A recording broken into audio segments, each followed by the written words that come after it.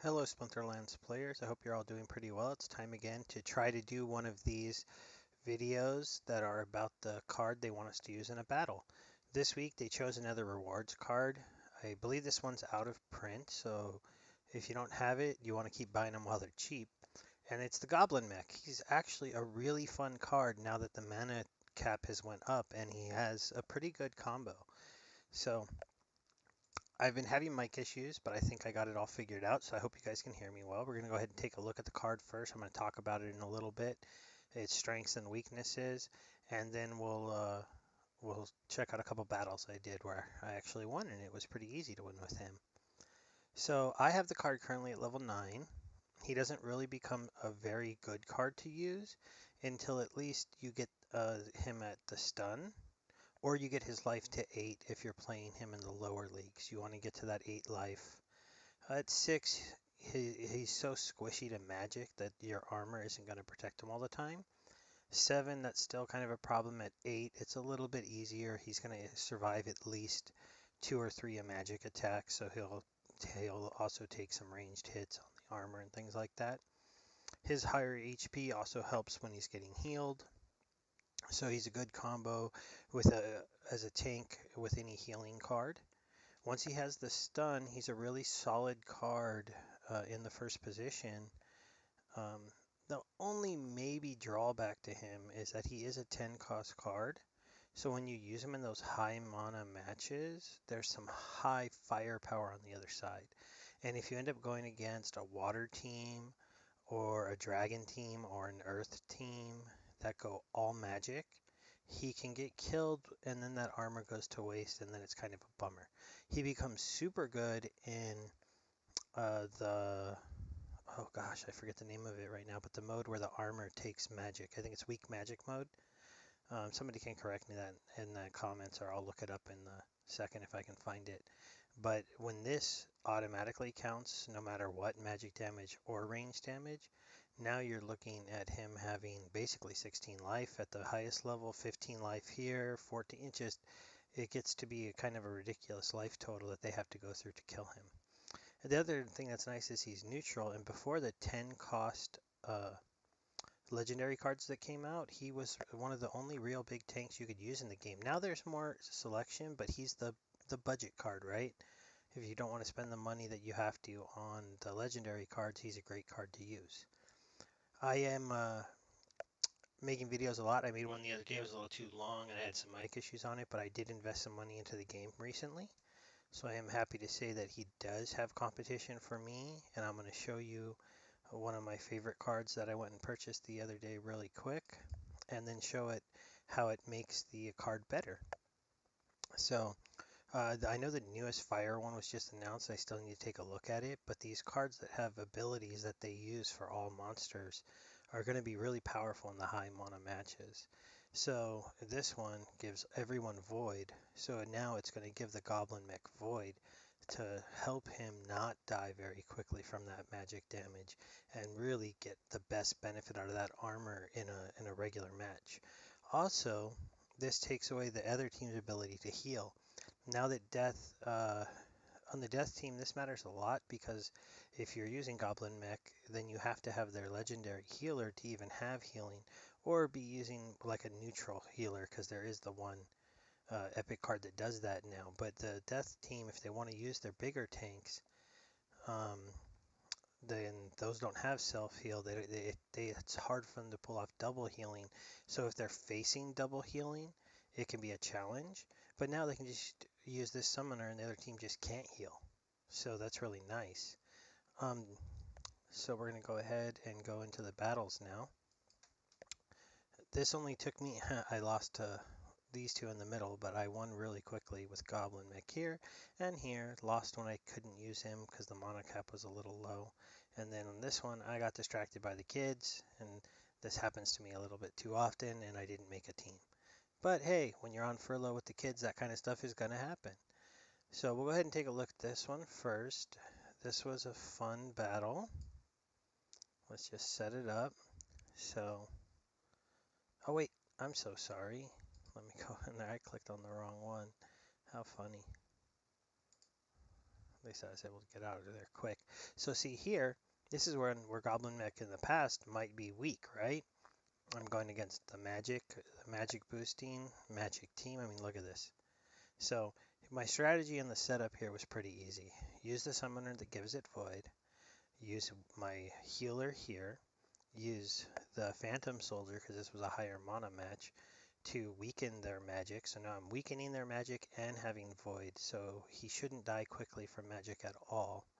I was kind of expecting, because of this game mode, to go against this card, so I built my team for that to not be as big of a problem. For two things. By using this summoner, everyone on my side has void, so my two magic monsters aren't going to die as fast from bounce back at them. And I went with the two ranged monsters um, here. And this was a reverse speed match. I went ahead and used the card anyways because I feel like 3 is about as high as I'll go on reverse speed. Any higher than that and I'm not going to feel comfortable. He went ahead and sped his team up, which might be why he lost this so much. Also, you can see he's invested heavily in the mages and not so much in this card, so that was an interesting play. That's something high mana does to people sometimes. Even up here, this is Diamond 1 match. If you only invest in one really strong team, when you get in these big mana matches, that can hurt you. We're going to watch the battle kind of quickly because I don't want to spend too much time watching it, but it played out how I wanted here. I had the control of the lowering of the ranged attack. I had the card with armor with void, and he just couldn't do enough magic damage to me. You see that void letting my Banshee live as it gets bounce back damage and it takes 0. I mean, that's a great combo with that card because that card is really, really powerful but can kill itself all the time. And it's only 3 costs, so it makes it a little bit easier to use with the 7 cost summoner. And so as you can see, as the battle progresses, he just cannot get through the Goblin tank with the healing. So there's a nice quick victory, a complete domination. I did have a little bit of a card advantage in some places, but a few of these cards are not maxed out level 7, and my Corrupted Pegasus is only level 3, so I haven't ranked them all the way up. We'll go ahead and show another battle here. This time it was a little bit lower mana, so I used the regular summoner. This was the mode where everybody gets the max life. And let me see what it was comboed with. Let me just pause it here. Oh, and archers could attack. So here, I knew archers being able to attack in the front row. I kind of expected to see more archers, so I went ahead and played this card. I really love playing in this mode the Equalizer, these death cards that have really low life normally, but have either really cool effects like this one, because now he's going to have 11 life, so he's not going to kill himself in magic or get sniped really quick or anything. And Vampire, because Vampire, any card with life leech is pretty awesome. And I know this isn't exactly supposed to be all about the mech, but I did use the mech here in this mode because I knew by giving him some extra life, putting him in front of my healer, having the silence here to lower the mages down, and then going with the two big ranged cards in this mode at the tail end, the 2 4-hitters, that I would be able to do pretty good damage. And you can see here, this is a pretty even match. I mean, all of our cards are pretty leveled. He's got a legendary healer on his side. He went for the double heals.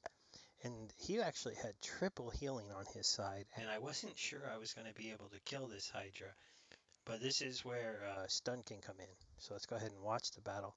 Stun is such a exciting ability to have because when it hits, it can just totally cripple the other team. It's kind of funny to have 2 cards attack before the other Spirit of the Forest, so its heal actually worked. And I know here, at first I was thinking, oh, this might not be good, but then I got that stun. And then I'm like, okay, wow, look, I got it all the way down to 1. And then with the fast attacking Vampire, it's down. Here, that card had Void, so I thought maybe I'd be in trouble, but as I started to look over the teams, I'm like, he's just not going to do enough damage. I have too much control with the silence and with the wind and the -1 to his melee attacker. So all of his attackers, even though they are, he has a scavenge person who ends up with a lot of life, and he has the high amount of healing. He's just not going to do enough damage to get through the goblin tank. I'm going to go ahead and speed it up because this battle did take kind of a while with all the healing. Really here, when I finally started to go after the one healer with my Twisted Jester, it kind of, sped this up a little bit, because otherwise the 16 life person up here in the front would have took a whole long time to beat down with two cards healing behind, and the misses that I was going to get on it because it's a flyer. Because as you saw right there, it went right back to 16. Another miss. And now it would get healed all the way back up to 14, and I'm like, man, am I ever going to kill that card? But again, it got into a point, the way that he was set up, he could only do 2 damage a turn, and I could heal for 4, so he was never going to kill my tank. That is one of the nice things about Corrupted Pegasus being a melee card in the back road, is that it's a healer that can't get sniped. And as you can see, this fight's over, so I'm going to go ahead and just skip it. I'll make you watch me finish that. So that was just a quick look at the card.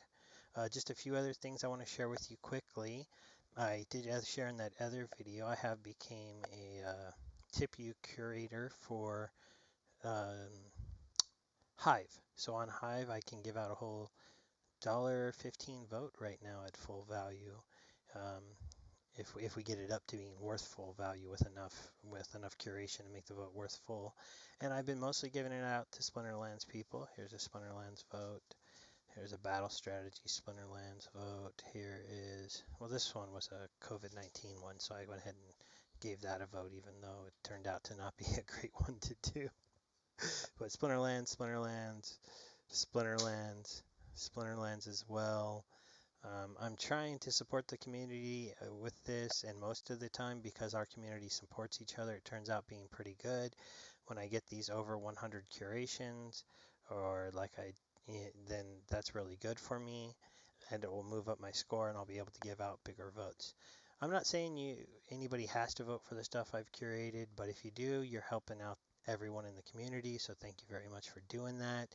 And I'm going to continue to look through the Splinterlands tag first. When I have curation votes to give out, I do it every day. If I can't find 3 posts that are worth curating, though, I do go out and look into some of the other areas to find a good post that I want to go ahead and try to move up or give a vote to.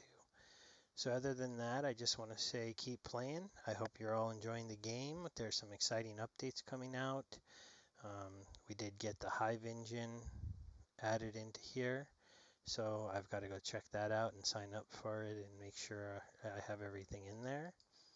And it might be time with all the updates coming. That's why I pulled the trigger on the big investment, because some of these legendary cards in the Untamed set were really cheap, and I just went ahead and made almost all of them level 3 or level 4.